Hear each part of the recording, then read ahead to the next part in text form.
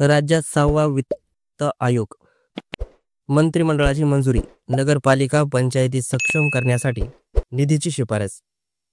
नगरपालिका आणि पंचायती आर्थिकदृष्ट्या अधिक सक्षम करण्याच्या उद्देशाने राज्याकडे कराच्या माध्यमातून जमा होणाऱ्या उत्पन्नातून निधी वाटपाची शिफारस करण्यासाठी राज्यात 6वा वित्त आयोग स्थापन करण्याचा निर्णय घेण्यात आला आहे. राज्य मंत्रिमंडळाच्या मंगळवारी झालेल्या बैठकीत याबाबतची घोषणा करण्यात आली. नगरपालिका आणि पंचायतींना अधिक अधिकार देण्याच्या उद्देशाने 17व्या घटनादुरुस्तीनुसार राज्यामध्ये वित्त आयोग स्थापन करणे बंधनकारक करण्यात आले होते. त्यानुसार राज्यात 6वा वित्त आयोग स्थापन करण्याचा निर्णय घेण्यात आला. या अंतर्गत 1 एप्रिल 2026 ते 31 मार्च 2031 या 5 वर्षाच्या काळात नगरपालिका पंचायतींना किती प्रमाणाचे निधी वाटप करायचे, त्यासाठी कोणते निकष असावेत याची शिफारस वित्त आयोगाकडून केली जाईल. जबाबदारी काय? तर 6व्या वित्त आयोग पंचायती व नगरपालिका यांच्या आर्थिक स्थितीचे पुनरावलोकन करून राज्य सरकारला शिफारस केली जाईल. राज्याकडून वसूल करण्यात येणारा कर, शुल्क, पथकर यांच्यातून मिळणाऱ्या उत्पन्नाची राज्य, पंचायती व नगरपालिका यांच्यात विभागणी. पंचायती व नगरपालिकांच्या सर्व स्तरावरील त्यांच्या हिश्श्यांचे वाटप करण्याची शिफारस आयोगाकडून केली जाईल. मंत्रिमंडळातील अन्य महत्त्वाचे निर्णय. राज्यात अंमली पदार्थ विरोधी कृती दलाची 346 पदनिर्मितीस मान्यता. अनधिकृत मासेमारी रोखण्यासाठी अंमलबजावणी कक्षाची स्थापना. जळगावातील मध्यम सिंचन प्रकल्पासाठी 1200 कोटी रुपयाची तरतूद. राज्यातील 45 ठिकाणी रोपवेची कामे करण्यास मान्यता. व्यापार दुप्पट करण्यावर सहमती. पंतप्रधान मोदी, कतारचे अमीर यांची महत्त्वपूर्ण द्विपक्षीय चर्चा. भारत आणि कतार दरम्यानचा द्विपक्षीय व्यापार पुढील 5 वर्षांमध्ये दुप्पट करून 28 अब्ज डॉलरपर्यंत नेण्याचे लक्ष्य मंगळवारी निर्धारित करण्यात आले. तसेच दोन्ही देशांदरम्यानचे संबंध सामरिक भागीदारीच्या स्तरापर्यंत उंचावत असल्याचे जाहीर करण्यात आले. FTA साठी वाटाघाटी. भविष्यामध्ये द्विपक्षीय मुक्त व्यापार करार FTA करण्यासाठी पंतप्रधान मोदी आणि कतारचे अमीर यांच्या दरम्यान चर्चा झाली, अशी माहिती अधिकाऱ्याने दिली. सध्या भारत आणि आखात सहकार्य परिषदेदरम्यान GCC FTA साठी वाटाघाटी सुरू असल्याचेही त्यांनी सांगितले. GCC मध्ये संयुक्त अरब अमिराती, Bahrain, Saudi Arabia, Oman, Qatar आणि कुवेत या देशांचा समावेश आहे. भारत व कतारही FTA ची शक्यता पडताळून पाहत आहे. कतारचे अमीर शेख तमीम बिन हमाद अल थानी आणि पंतप्रधान नरेंद्र मोदी यांची नवी दिल्लीतील हैदराबाद हाऊस येथे महत्त्वपूर्ण द्विपक्षीय चर्चा झाली.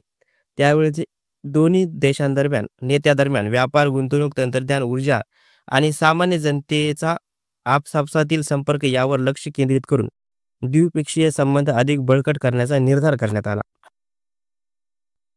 युक्रेन वाटाघाटी उच्चस्तरीय गट. अमेरिका रशियाच्या शिष्टमंडळाची सौदी अरेबियात चर्चा.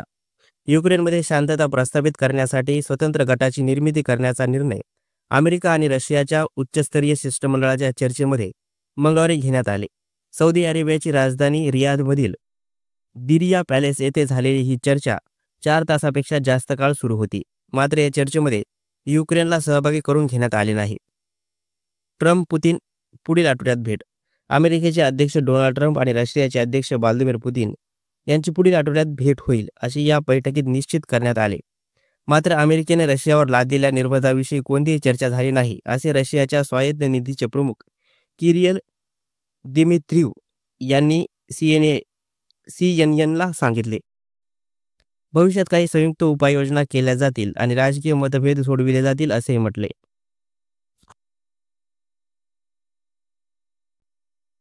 विकृत मनोवृत्तीचे दर्शन. अटकपूर्व जामीन देताना रणवीर अलाहाबादियांची सर्वोच्च खरडपट्टी.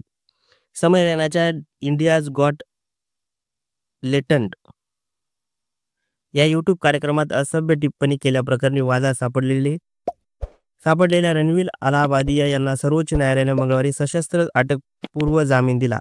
आपले पारपत्र पोलिसांकडे जमा करण्याबरोबरच अनेक अटी न्यायालयाने घातल्या असतानाच या कार्यक्रमात रणवीर यांनी केलेली शेरेबाजी त्यांच्या विकृत मनोवृत्तीचे दर्शन घडविते, अशा शब्दात न्यायालयाने वाभाडे काढले. आदेश आणि अटी. अलाहाबादिया विरोधात आणखी FIR दाखल केले जाऊ नयेत पुढील आदेश येईपर्यंत अलाहाबादिया व सहकाऱ्यांना कोणताही कार्यक्रम सादर करण्यास मनाई. अलाहाबादियाने आपले पारपत्र ठाणे पोलिसांकडे जमा करावे. अलाहाबादियाने न्यायालयाच्या परवानगीशिवाय देशाबाहेर जाऊ नये. तपासात अलाहाबादियाने संपूर्ण सहकार्य करावे. बोलवतील तेव्हा चौकशीला हजर राहावे. संरक्षणासाठी महाराष्ट्र आणि आसाम पोलिसांना विनंती करण्याची मुभा. महाराष्ट्र सदनला अखेर निवासी आयुक्त. दिल्लीतील नवीन महाराष्ट्र सदनातील प्रशासनाच्या निष्काळजी आणि गैरकारभारावर सातत्याने टीका झाल्यानंतर अखेर मंगळवारी निवासी आयुक्तपदी विमला आर या ज्येष्ठ सनदी अधिकाऱ्यांची नियुक्ती करण्यात आली. सलग 3 महिने हे पद रिक्त असल्याने नवीन महाराष्ट्र सदनाच्या कारभाराकडे राज्य सरकारचे दुर्लक्ष होत असल्याचे बोलले जात होते.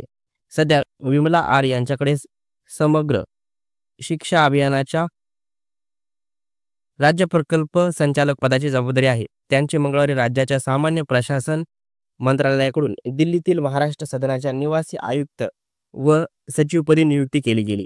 नवीन महाराष्ट्र सदनातील प्रशासकीय कारभारातील त्रुटी, सोयीसुविधा पुराव्यात होणारे दुर्लक्ष, भोजनाच्या सुविधेपासून पाणी पुरवठ्याच्या यंत्रणेपर्यंत अनेक तक्रारी केल्या जात होत्या. या तक्रारीची मुख्यमंत्री देवेंद्र फडणवीस यांनी दखल घेतली होती. तिसऱ्या तिमाहीत 6.4% विकास वेग. इकरा. देशांतर्गत आघाडीवर खासगी गुंतवणूक वाढत नसली तरीही सरकारच्या भांडवली खर्चातील वाढीमुळे सरलेल्या ऑक्टोबर ते डिसेंबर या आर्थिक वर्षाच्या तिसऱ्या तिमाहीत देशाचे सकल देशांतर्गत उत्पन्न GDP 6.4% दराने वाढल्याचा अंदाज इकरा या पतमानांकन संस्थेने मंगळवारी वर्तविला. टेस्लाच्या भारतात प्रवेशाचे संकेत. विविध पदासाठी नोकरभरती सुरू. अमेरिकेतील आघाडीची विद्युत वाहन EV निर्माता कंपनी टेस्लाने भारतात विविध पदासाठी भरती प्रक्रिया सुरू केली आहे. ज्यामध्ये व्यवसाय, कार्यसंचालन, विश्लेषक आणि ग्राहक तज्ज्ञांचा समावेश आहे, जे टेस्लाच्या भारतातील EV क्षेत्रातील प्रवेशाचे संकेत मानले जातात.